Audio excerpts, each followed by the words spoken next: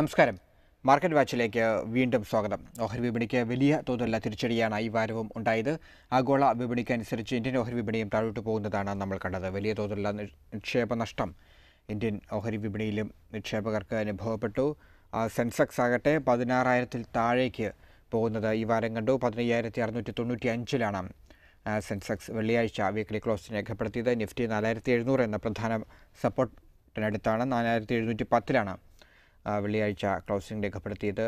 വലിയ തോതിലുള്ള നെഗറ്റീവായ വാർത്തകളായിരുന്നു ഈ വാരവും വിപണിയെ സ്വാധീനിച്ചത്. വിപണി വലിയ തോതിൽ താഴോട്ട് പോകുമോ എന്നൊരാശങ്ക തോന്നിക്കുന്ന സൂചനകളൊക്കെ ഒരുപക്ഷെ വിപണിയിൽ നമ്മൾ കണ്ടു. ഒപ്പം തന്നെ ഡോളറിൻ്റെ മൂല്യം 52 മുകളിൽ എത്തി നിൽക്കുന്നതും കണ്ടു. വിപണിയെ താഴോട്ട് നയിക്കാൻ ഇതും ഒരു ഘടകമാകുന്ന ഒരു സാഹചര്യമാണ് ഉണ്ടായത്. അതുകൊണ്ട് തന്നെ നിക്ഷേപകർ പൊതുവെ ആകാംക്ഷരാണ്. ഒപ്പം തന്നെ പരിഭ്രാന്തിയും ചെറിയ തോതിൽ ഉണ്ട് എന്ന് ഇലക്കം ലഭിച്ച കത്തുകളിൽ നിന്നും മനസ്സിലാകുന്നു. അടുത്ത എങ്ങോട്ടാണ് വിപണിയുടെ നീക്കം, അടുത്ത ലെവലുകൾ എവിടെയായിരിക്കും എന്നൊരു പൊതു ആശങ്ക വിപണിയിലെ നിക്ഷേപകർക്കുണ്ട് എന്നറിയാം. അതുകൊണ്ട് തന്നെ ആദ്യം അതിനെക്കുറിച്ച് തന്നെ ഭുവനത്തിനോട് ചോദിക്കാം. 4,700 എന്ന പ്രധാനപ്പെട്ട സപ്പോർട്ടിലാണ് ഇപ്പോൾ നിഫ്റ്റി നിൽക്കുന്നത്. കഴിഞ്ഞ എപ്പിസോഡിൽ നമ്മൾ കാര്യം പറയുകയും ചെയ്തു. ഏറ്റവും പ്രധാനപ്പെട്ട സപ്പോർട്ടായിരിക്കും 4,700 എന്ന്. എങ്കിലും ഈ സാഹചര്യത്തിൽ 4,702 ആണ് ഇപ്പം നിഫ്റ്റിയുടെ ക്ലോസിംഗ് വെള്ളിയാഴ്ച ഉണ്ടായത്. ഈ സാഹചര്യത്തിൽ നിക്ഷേപകരോട് എന്താണ് നമുക്ക് പറയാനുള്ളത്? ലാസ്റ്റ് വീക്ക് ഒരു കോഷ്യസ് അപ്രോച്ച് സ്റ്റോക്ക് മാർക്കറ്റിൽ സ്വീകരിക്കണം എന്ന് മാർക്കറ്റ് വാച്ചിലൂടെ പറഞ്ഞിരുന്നു. അതോടൊപ്പം തന്നെ മാർക്കറ്റ് കറക്റ്റ് ചെയ്യാനുള്ള ഒരു സാധ്യതയെക്കുറിച്ചും. മാർക്കറ്റ് ഒരു മേജർ സപ്പോർട്ട് സോൺ ആയിരുന്നു 4,700 ബ്രേക്ക് ചെയ്യുന്നൊരു സാഹചര്യം വരികയാണെങ്കിൽ അതിൽ തന്നെ 4,690 ബ്രേക്ക് ചെയ്താൽ മാർക്കറ്റ് കുറച്ചുകൂടെ താഴെ പോകാനുള്ള സാധ്യത പറഞ്ഞിരുന്നു. 4,639 വന്നതിന് ശേഷം വീണ്ടും മാർക്കറ്റിൽ ഒരു ചെറിയ റിക്കവറി വന്നു. 4,771 വരെ പോയെങ്കിലും വീണ്ടും മാർക്കറ്റ് കറക്റ്റ് 4,700 മുകളിൽ ഒരു ക്ലോസിംഗ് രേഖപ്പെടുത്തി. വേൾഡ് എക്കോണമിയിൽ നിന്ന് ന്യൂസുകൾ നമ്മൾ പരിശോധിക്കുകയാണെങ്കിൽ US-ൽ നിന്ന് വന്ന ന്യൂസുകൾ അത്രത്തോളം പോസിറ്റീവായിരുന്നില്ല. US GDP 2.5% പ്രതീക്ഷിച്ച സമയത്ത് 2% മാത്രമായിരുന്നു. അതുപോലെ തന്നെ federal open market commission economic outlook കുറച്ച് മോശം ഔട്ട്ലുക്കാണ് അവർ പുറത്തുവിട്ടത്.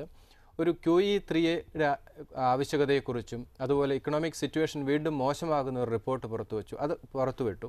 ഇതൊക്കെ വളരെ മോശം ഇമ്പാക്റ്റ്, അതല്ലെങ്കിൽ ഒരു ഇക്കണോമിക് ക്രൈസിസിലാണ് വീണ്ടും US എന്നുള്ളൊരു ഔട്ട്ലുക്ക് പുറത്തു വന്നു. അത് വളരെ നെഗറ്റീവായിട്ടുള്ള ഇമ്പാക്റ്റ് വേൾഡ് മാർക്കറ്റിലൊക്കെ ഉണ്ടാക്കി. അതുപോലെ തന്നെ ഫിച്ച് പോർച്ചുഗലിനെ ഡൗൺഗ്രേഡ് ചെയ്തു. അതൊക്കെ വളരെ നെഗറ്റീവായിരുന്നു. അതുപോലെ ചൈനയിൽ നിന്ന് പുറത്തു വന്ന ഡാറ്റകളും അത്രത്തോളം പോസിറ്റീവായിരുന്നില്ല. പ്രധാനമായിട്ടും പർച്ചേസ് മാനേജേഴ്സ് ഇൻഡെക്സ് PMI വളരെ മോശമായിരുന്നു. 51 നിന്നും 48 വന്നു. യൂറോ സോണിലും PMI വളരെ മോശം തന്നെയായിരുന്നു. ഇതൊക്കെ വളരെ യൂറോപ്പിലും US-ലൊക്കെ തന്നെ വീണ്ടും ഒരു ക്രൈസിസ് ഉണ്ട് എന്നുള്ളൊരു ന്യൂസായിരുന്നു. അത് വേൾഡ് മാർക്കറ്റ് എല്ലാം തന്നെ വീണ്ടും ഡൗൺ സൈഡിലേക്ക് പോകുന്നത് നമ്മൾ കണ്ടു. ഇപ്പോൾ ഇന്ത്യയിൽ റീറ്റെയിൽ സെഗ്മെൻറ്റിൽ 51% ഫോറിൻ ഡയറക്റ്റ് ഇൻവെസ്റ്റ്മെൻറ്റ് വന്നത് മാത്രമാണ് ഒരു പോസിറ്റീവ് എന്ന് പറയുന്നത്. അതുപോലെ ഇറ്റലിയുടെ ബോണ്ട് ഈൽഡ് 7.72% ഹയർ ലെവലിലേക്ക് പോയതും വളരെ നെഗറ്റീവായി. നെക്സ്റ്റ് വീക്ക് 29th ഇറ്റലിയുടെ ബോണ്ട് ഓപ്ഷൻ വരുന്നു. അത് തീർച്ചയായിട്ടും അതിന് ഈൽഡ് കൂടുകയാണെങ്കിൽ വീണ്ടും മാർക്കറ്റിൽ ഒരു സെല്ലിംഗ് നമുക്ക് പ്രതീക്ഷിക്കാം. 30th ഇന്ത്യയിലെ GDP വരുന്നു. ഇതൊക്കെയാണ് നെക്സ്റ്റ് വീക്ക് മാർക്കറ്റിനെ ഇൻഫ്ലുവൻസ് ചെയ്യാൻ പോകുന്ന ഘടകങ്ങൾ. പക്ഷേ ഇപ്പോഴും മാർക്കറ്റ് ഒരു നെഗറ്റീവ് സോണിൽ തന്നെയാണ് മാർക്കറ്റ് മൂവ് ചെയ്തുകൊണ്ടിരിക്കുന്നത്. കാരണം പോസിറ്റീവായിട്ടുള്ള ന്യൂസുകൾ ഒന്നും തന്നെ മാർക്കറ്റിനെ സപ്പോർട്ട് ചെയ്യുന്നില്ല.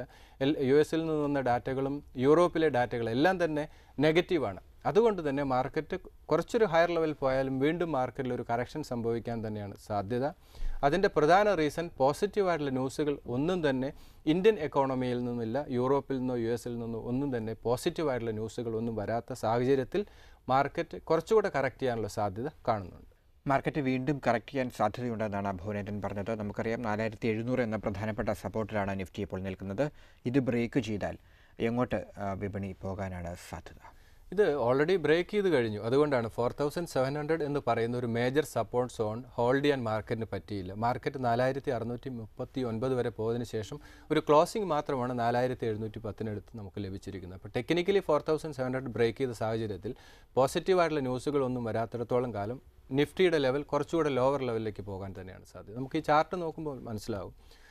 5,200 നേരത്തെ തന്നെ മാർക്കറ്റ് വാച്ച് ഒരു സെല്ലിംഗ് പോയിൻ്റ് ആണെന്ന് പറഞ്ഞു. 5,120 അതുപോലെ 5046 രണ്ട് ക്രൂഷ്യൽ പോയിന്റ് സപ്പോർട്ട് സോൺ പറഞ്ഞിരുന്നു. ആ രണ്ട് ലെവലുകൾ ബ്രേക്ക് ചെയ്യുകയാണെങ്കിൽ ഷാർപ്പായുള്ള ഒരു ഫോളിനെ കുറിച്ചും പറഞ്ഞു. അത് 4700 വരാനുള്ള സാധ്യത മാർക്കറ്റ് വാച്ച് 2-3 എപ്പിസോഡ് മുമ്പ് തന്നെ സൂചിപ്പിച്ചിരുന്നു. ഇപ്പോൾ ഈ ചാർട്ട് നോക്കുമ്പോൾ നമുക്ക് മനസ്സിലാവും 5120 ലെവലിൽ കുറച്ച് മാർക്കറ്റ് സ്റ്റെബിലൈസ് ചെയ്തു. വീണ്ടും 5046 ലെവൽ ബ്രേക്ക് ചെയ്യുന്നതോടുകൂടി മാർക്കറ്റ് ഷാർപ്പായിട്ടുള്ളൊരു ഫോൾ വരികയാണ്. അത് 4700 എന്ന് പറയുന്ന മേജർ സപ്പോർട്ട് സോൺ ബ്രേക്ക് ചെയ്തു. അപ്പോൾ ഇനിയത്തെ സാഹചര്യത്തിൽ മാർക്കറ്റ് ഒരു ചെറിയ പുൾ ബാക്ക് ലഭിച്ചാൽ തന്നെ ഈ ചാർട്ട് കാണുമ്പോൾ നമുക്ക് മനസ്സിലാവും 4950 വരെ ഹയർ ലെവലിലേക്ക് പോകാം. അത് ഫസ്റ്റ് റെസിസ്റ്റൻസ് 4850 ആണ്. 4850 ബ്രേക്ക് ചെയ്ത് ട്രേഡ് സ്റ്റെബിലൈസ് ചെയ്യണമെങ്കിൽ 4950 ലെവൽ വരെ പോകാം. ഈ short time point of view lower level investment നടത്തിയ നിക്ഷേപകർ ഇതൊരു പ്രോഫിറ്റ് ബുക്കിംഗ് അതല്ലെങ്കിൽ ഒരു എക്സിറ്റ് പോയിന്റ് ആയിട്ട് തന്നെ തീർച്ചയായിട്ടും കാണുന്നതായിരിക്കും നല്ലത്.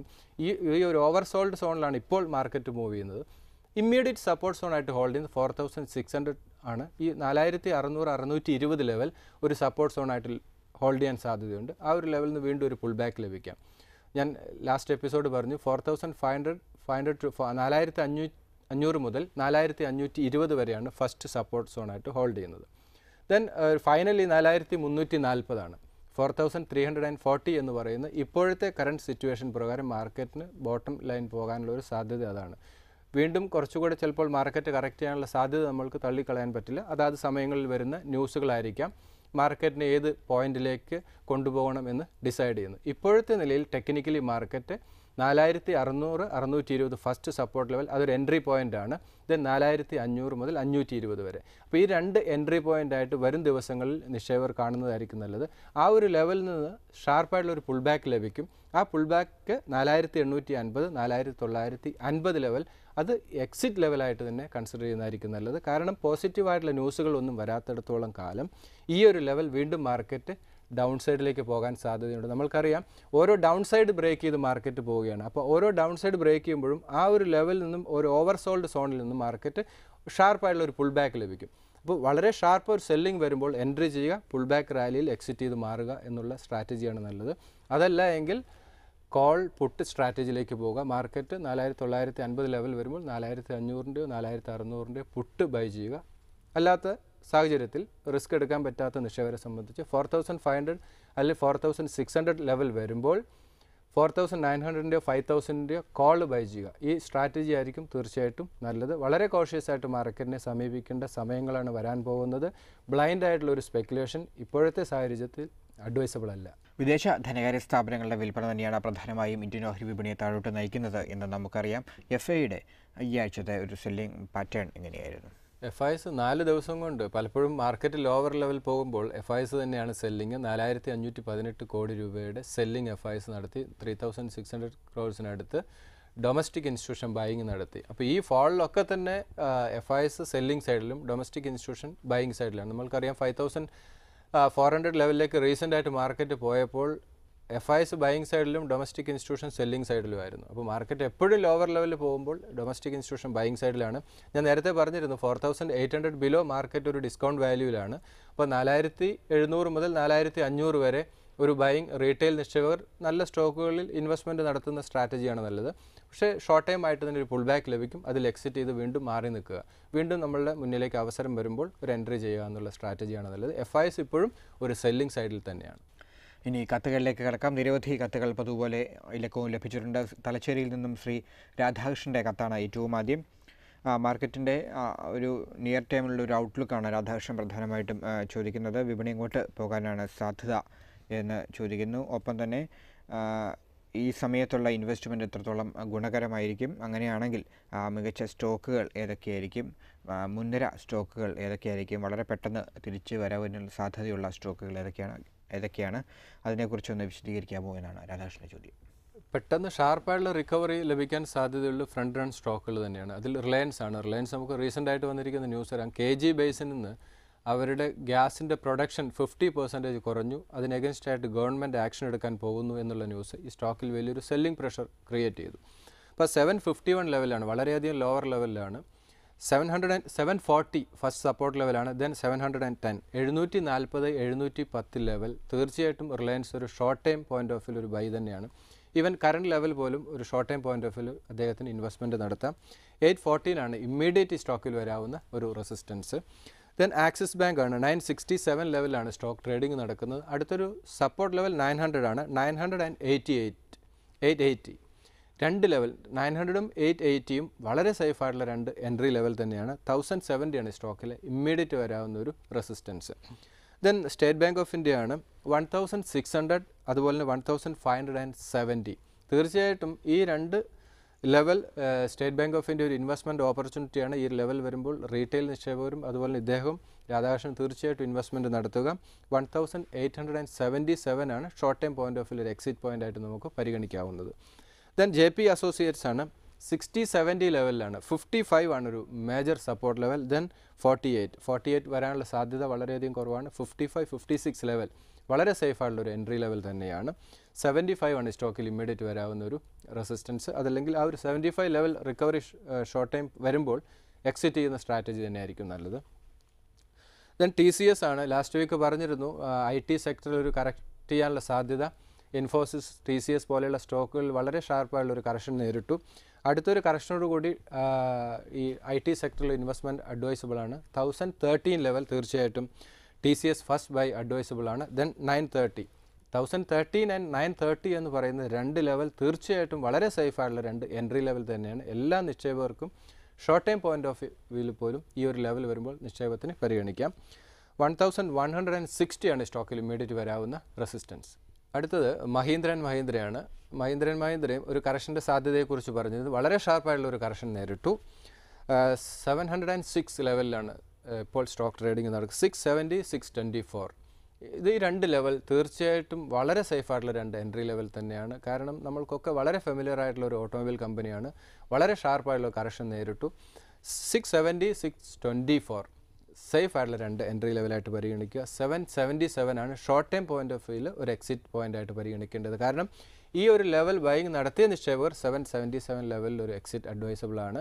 കാരണം ഇത്രത്തോളം ലോവർ ലെവലിലേക്ക് മാർക്കറ്റിൽ ഒരു ഷാർപ്പ് കറക്ഷൻ സംഭവിക്കുമ്പോൾ അതിൽ നിന്നൊരു പുൾ ബാക്ക് ലഭിക്കുമ്പോൾ അതൊരു പ്രോഫിറ്റ് ബുക്കിംഗ് ലെവലായിട്ട് പരിഗണിക്കുന്നതായിരിക്കും നല്ലത്. ഇദ്ദേഹത്തിന് പരിഗണിക്കാവുന്ന Reliance, Axis Bank, State Bank of India, then JP associates, TCS, Mahindra. അടുത്തൊരു കറക്ഷൻ വരുമ്പോൾ നിഫ്റ്റി 4500, 4600 ലെവൽ വരുമ്പോൾ ഈ സ്റ്റോക്കുകളിലെ മൂവ്മെൻറ്റ് സ്റ്റഡി ചെയ്ത് ഈ ഒരു level short time point of view by advisable ആയിരിക്കും. ഇനിയൊരു ഇടവേള. മാർക്കറ്റ് വാച്ച് വീണ്ടും തുടരുന്നു. അടുത്ത കത്തിലേക്ക് നമ്മൾ കടക്കുകയാണ്. സാജു എസ് നായരുടെ കത്താണ് അടുത്തത്. Patel engineering, Sun TV, Reliance communication, JP infra, south Indian bank, Aravind pharma, Maruti എന്നീ സ്റ്റോക്കുകളാണ് സാജു എസ് നായരുടെ കൈവശമുള്ളത്. ഇതിൻ്റെ സാധ്യതകളാണ് അദ്ദേഹം ചോദിക്കുന്നത്. ഇതിൽ പട്ടേൽ എഞ്ചിനീയറിംഗ് ഒരു സിവിൽ എഞ്ചിനീയറിംഗിലാണ് പ്രധാനമായിട്ട് ഇവർ ഫോക്കസ് ചെയ്യുന്നത്. 8370 വളരെയധികം ലോവർ ലെവലിലേക്ക് സ്റ്റോക്ക് വന്നു. 8370 ലെവലാണ്. 76 ആൻഡ് 68 രണ്ട് എൻട്രി ലെവലായിട്ട് പരിഗണിക്കാം. 100 ആണ് ഈ സ്റ്റോക്കിൽ ഇമ്മീഡിയറ്റ് വരാവുന്ന റെസിസ്റ്റൻസ്. വളരെ ഷാർപ്പായിട്ടുള്ളൊരു സെൽ ഓഫ് വന്നൊരു സെക്ടറാണിത്. ദെൻ സൺ TV ആണ് ഇന്ത്യയിലെ സെക്കൻഡ് ലാർജസ്റ്റ് ടെലിവിഷൻ നെറ്റ്വർക്ക് കമ്പനിയാണ്. 20ഓളം ചാനൽസും 43ഓളം FM റേഡിയോ ഉള്ള ഡിഫറെൻറ്റ് ലാംഗ്വേജസിലുണ്ട്. പക്ഷേ ചെറിയൊരു ഇഷ്യൂ ഈ സ്റ്റോക്കിൽ ഇപ്പോൾ നിലനിൽക്കുന്നുണ്ട്, പൊളിറ്റിക്കൽ ആയിട്ടുള്ള ചെറിയ ഇഷ്യൂ. അതുകൊണ്ടാണ് ഈ സ്റ്റോക്ക് കുറച്ച് ലോവർ ലെവലിലേക്ക് വന്നത്. ഫണ്ടമെൻ്റലി സൗണ്ട് ആയിട്ടുള്ള സ്റ്റോക്ക് തന്നെയാണ്. പക്ഷേ ഈ ഒരു ന്യൂസ് ഈ സ്റ്റോക്കിനെ എഫക്റ്റ് ചെയ്യാനുള്ള സാധ്യത ഉള്ളതുകൊണ്ട് അടുത്തൊരു കറക്ഷൻ വരുമ്പോൾ 217 ലെവൽ വരുമ്പോൾ മാത്രം ഇൻവെസ്റ്റ്മെൻറ്റ് നടത്തുന്ന സ്ട്രാറ്റജി ആയിരിക്കും നല്ലത്. ദെൻ 180, കാരണം വീണ്ടും മോശം ന്യൂസുകൾ വരികയാണെങ്കിൽ ഈ ഒരു ലെവലിലേക്ക് മാർക്കറ്റിലൊരു കറക്ഷൻ കൂടെ സംഭവിക്കുകയാണെങ്കിൽ ഈ ഒരു ലെവൽ വരാനുള്ള സാധ്യതയുണ്ട്. ആ ഒരു ലെവൽ വരുമ്പോൾ മാത്രം നിക്ഷേപത്തിന് പരിഗണിക്കുന്നതായിരിക്കും നല്ലത്. 340 ആണ് സ്റ്റോക്കിൽ ഇമ്മീഡിയറ്റ് വരാവുന്ന റെസിസ്റ്റൻസ്. ദെൻ ആർകോം ആണ് 6950 ലെവലിലാണ്. 58 ലെവലായിരിക്കും ഒരു സേഫ് എൻട്രി ലെവലായിട്ട് പരിഗണിക്കാവുന്നത്. ദെൻ 50 വരാനുള്ള സാധ്യത വളരെയധികം കുറവാണ്. വളരെ ഷാർപ്പായുള്ള ഒരു സെൽ ഓഫ് വരികയാണെങ്കിൽ മാത്രമേ 50 ലെവലിലേക്ക് വരാൻ സാധ്യതയുള്ളൂ. 58 സേഫ് ആയിട്ടുള്ളൊരു എൻട്രി ലെവലായിട്ട് തന്നെ പരിഗണിക്കാം. 87 ആണ് സ്റ്റോക്കിൽ ഇമ്മീഡിയറ്റ് വരാവുന്ന റെസിസ്റ്റൻസ്. ദെൻ JP ഇൻഫ്രയാണ് 3910 ലെവലിലാണ് സ്റ്റോക്ക് ട്രേഡിംഗ് നടക്കുന്നത്. 35 ആൻഡ് 26 രണ്ട് എൻട്രി ലെവലാണ്.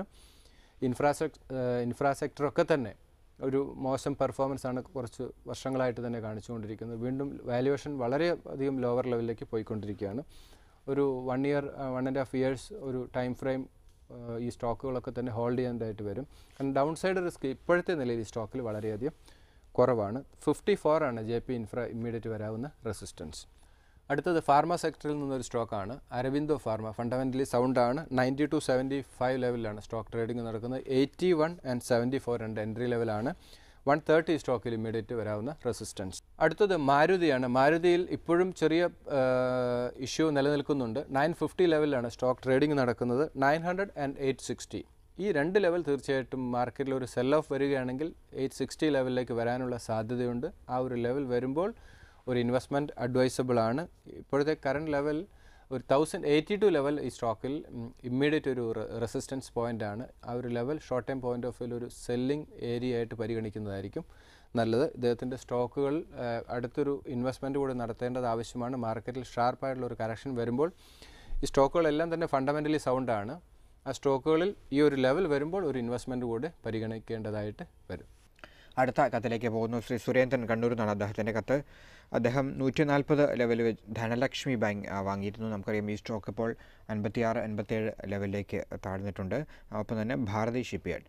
ധനലക്ഷ്മി ബാങ്ക് അദ്ദേഹത്തിന് കൂടുതൽ സ്റ്റോക്ക് വാങ്ങി ആവറേജ് ചെയ്യാൻ പറ്റുമോ ഈ ലെവലിൽ എന്ന് ചോദിക്കുന്നു. ഒപ്പം തന്നെ ഭാരതി ഷിപ്പ്യാർഡിൽ ഒരു ഇൻവെസ്റ്റ്മെൻറ്റ് ഇപ്പോഴത്തെ ലെവലിൽ അനുയോജ്യമാണോ എന്നുമാണ് ശ്രീ സുരേന്ദ്രൻ അറിയേണ്ടത്. ഭാരതി ഷിപ്പ്യാർഡ് ടെക്നിക്കലി ഒരു ബ്രേക്ക് ഔട്ടിൽ തന്നെയാണ്. മാർക്കറ്റ് കുറച്ചൊരു പോസിറ്റീവ് സോണിലേക്ക് മൂവ് ചെയ്യുന്നുണ്ട്. ലാർജസ്റ്റ് പ്രൈവറ്റ് സെക്ടർ പോർട്ട് തന്നെയാണ്. ഓഫ് ഷോർ ബിസിനസ്സിലൊക്കെയാണ് ഇവർ ഫോക്കസ് ചെയ്യുന്നത്. ഫണ്ടമെൻ്റലി സൗണ്ടായിട്ടുള്ള സ്റ്റോക്കാണ്. 70 and 56 ലെവൽ വരണമെങ്കിൽ മാർക്കറ്റ് വളരെ ഷാർപ്പായിട്ടുള്ള ഒരു കറക്ഷൻ ആവശ്യമാണ്. 70 ലെവൽ തീർച്ചയായിട്ടും ഒരു സേഫായിട്ടുള്ള എൻട്രി ലെവലാണ്. 102 ആണ് സ്റ്റോക്കിൽ ഇമ്മീഡിയറ്റ് വരാവുന്ന resistance. Dhanlaxmi bank valuation wise വളരെ ചീപ്പർ വാല്യുവേഷനിലാണ് ട്രേഡിംഗ്. മാനേജ്മെൻറ്റും തമ്മിലുള്ളൊരു ഇഷ്യൂ, മാനേജ്മെൻറ്റും എംപ്ലോയീസും തമ്മിലുള്ള ഇഷ്യൂ ആണ് ഇപ്പോൾ ഇത്രത്തോളം മോശമായ സ്ഥിതിയിലേക്ക് ഇതിൻ്റെ ഒരു പ്രൈസ് വരാൻ കാരണമായത്. കൂടാതെ ബാങ്കിങ് സെക്ടറിലുണ്ടായിരുന്ന സെൽ ഓഫ്. ഇപ്പോഴത്തെ നിലയിൽ ഒരു സേഫായിട്ടുള്ള എൻട്രി ആണോ എന്ന് ചോദിച്ചാൽ ക്ലാരിറ്റി വന്നതിന് ശേഷം ഇൻവെസ്റ്റ്മെൻറ്റ് നടത്തുന്നതായിരിക്കും നല്ലത്. പക്ഷേ ഡൗൺ സൈഡ് റിസ്ക് എനിക്ക് തോന്നുന്നു കുറവാണ്. കാരണം വാല്യുവേഷൻ വളരെ ചീപ്പർ വാല്യുവേഷനിലേക്ക് വന്നിരിക്കുകയാണ് 54. അപ്പോൾ ഈ ഇൻവെസ്റ്റ്മെൻറ്റ് ഡിസിഷൻ അദ്ദേഹം എടുക്കുന്നതിനായിരിക്കും അതിൽ തീർച്ചയായിട്ടും 140 ലെവലിൽ അദ്ദേഹം ഇൻവെസ്റ്റ്മെൻറ്റ് നടത്തി. അതുകൊണ്ട് തന്നെ അടുത്തൊരു കറക്ഷൻ വരുമ്പോൾ ഒരു ഇൻവെസ്റ്റ്മെൻറ്റ് കൂടെ നടത്തേണ്ടത് തീർച്ചയായിട്ടും അത്യാവശ്യമാണ്. അദ്ദേഹത്തിൻ്റെ കയ്യിലുള്ള സ്റ്റോക്കിൻ്റെ എത്രയാണോ അദ്ദേഹം ബൈങ് നടത്തി 500 സ്റ്റോക്ക് ആണെങ്കിൽ എഗൈൻ ഒരു 1000 ക്വാണ്ടിറ്റി കൂടി ബൈ ചെയ്യേണ്ടതായിട്ട് വരും. അങ്ങനെയാണെങ്കിൽ മാത്രമേ ആവറേജ് പ്രൈസ് കുറഞ്ഞു വരാൻ സാധ്യതയുള്ളൂ. മാർക്കറ്റിൽ ഒരു ഷാർപ്പ് സെൽ ഓഫ് വരുമ്പോൾ എഗൈൻ അതൊരു ബൈങ് നടത്തുന്നത് നന്നായിരിക്കും. മാർക്കറ്റ് വാച്ചിൽ ഇനി ഒരു ചെറിയ ഇടവേള കൂടി. മാർക്കറ്റ് വാച്ചിലേക്ക് വീണ്ടും സ്വാഗതം. നമുക്കറിയാം വിപണി വലിയ തോതിൽ താഴോട്ട് പോകുന്നത് ഈ വാരം നമ്മൾ കണ്ടു. സ്വാഭാവികമായിട്ടും അടുത്ത ആഴ്ചത്തെ സാധ്യതകൾ കുറിച്ച് എല്ലാവർക്കും അറിയേണ്ടതുണ്ട്. ഭുവനേന്ദ്രൻ ഈ എപ്പിസോഡിൻ്റെ തുടക്കത്തിൽ ഈ കാര്യം സൂചിപ്പിച്ചിരുന്നുവെങ്കിലും 4700 എന്ന പ്രധാനപ്പെട്ട സപ്പോർട്ട് ലെവൽ അത് സാങ്കേതികമായി ബ്രേക്ക് ചെയ്തു എന്നാണ് ഭുവനേന്ദ്രൻ പറഞ്ഞത്. ഈ സാഹചര്യത്തിൽ അടുത്ത ആഴ്ചത്തെ സാധ്യതകളെ എങ്ങനെ കാണാം? ടെക്നിക്കലി ആ ഒരു ലെവൽ ബ്രേക്ക് ചെയ്തുകൊണ്ട് മാർക്കറ്റ് കുറച്ചൊരു ഹയർ ലെവൽ പോയാൽ തന്നെ വീണ്ടും മാർക്കറ്റ് കുറച്ച് ഡൗൺ സൈഡിലേക്ക് പോകാൻ തന്നെയാണ് സാധ്യത. ഞാൻ നേരത്തെ പറഞ്ഞു 4620, 4500, 4500 രണ്ട് സപ്പോർട്ട് സോണാണ്. 4600 ലെവൽ തീർച്ചയായിട്ടും ഒരു ഫസ്റ്റ് എൻട്രി ലെവലായിട്ട് പരിഗണിക്കാം. ഒരു പുൾ ബാക്ക് ലഭിക്കുകയാണെങ്കിൽ 4850, 4950 എന്ന് പറയുന്ന ലെവൽ എക്സിറ്റ് പോയിൻ്റ് ആയിട്ടും പരിഗണിക്കുന്നതായിരിക്കും നല്ലത് ഷോർട്ട് ടൈം പോയിൻ്റ് ഓഫ് വ്യൂവിൽ. നെക്സ്റ്റ് വീക്ക് GDP ഇന്ത്യയിൽ നിന്നുള്ള GDP വരുന്നു 30th. 29th ഇറ്റലിയുടെ ബോണ്ട് ഓപ്ഷൻ. ഇത് തീർച്ചയായിട്ടും മാർക്കറ്റിനെ ഇൻഫ്ലുവൻസ് ചെയ്യും. അപ്പോൾ ഈ ന്യൂസുകൾ കൂടി നന്നായി സ്റ്റഡി ചെയ്തതിന് ശേഷം ഇൻവെസ്റ്റ്മെൻറ്റ് ഡിസിഷൻ എടുക്കുക. മാർക്കറ്റ് വാല്യുവേഷൻ ചീപ്പർ വാല്യുവേഷനിലേക്ക് വന്നുകൊണ്ടിരിക്കുന്നു. അതുകൊണ്ട് അടുത്തൊരു ഡൗൺ സൈഡിലേക്ക് മാർക്കറ്റ് പോകുമ്പോൾ ഒരു ബൈയിങ് സൈഡിൽ നിൽക്കുന്നതായിരിക്കും റീറ്റെയിൽ നിക്ഷേപകരെ സംബന്ധിച്ചിടത്തോളം നല്ലത്. ആ ഒരു റിലീഫ് റാലിയിൽ നിന്ന് എക്സിറ്റ് ചെയ്ത് മാറുക കൂടി ചെയ്യണം. മാർക്കറ്റ് വാച്ചിൻ്റെ ഈ ലക്കം അവസാനിക്കുന്നു. വിപണി സംബന്ധിച്ച നിങ്ങളുടെ സംശയങ്ങൾ തുടർന്നും എഴുതി അറിയിക്കുക. investment@asiannews.in എന്ന വിലാസത്തിലാണ് അയക്കേണ്ടത്. തപാലിലാണ് അയക്കാൻ ആഗ്രഹിക്കുന്നതെങ്കിൽ Asianet News NH bypass junction, Palarivattam, Kochi 25 എന്ന വിലാസത്തിൽ അയയ്ക്കുക. ഹെഡ്ജ് എക്വിറ്റീസിൻ്റെ ചീഫ് എക്സിക്യൂട്ടീവ് ഓഫീസറായ N. ഭുവനേന്ദ്രനാണ് മാർക്കറ്റ് വാച്ചിലൂടെ നിങ്ങളുടെ സംശയങ്ങൾക്ക് മറുപടി നൽകുക. മാർക്കറ്റ് വാച്ച് ഇനി അടുത്ത ആഴ്ച ഇതേ ദിവസം ഇതേ സമയം. നമസ്കാരം.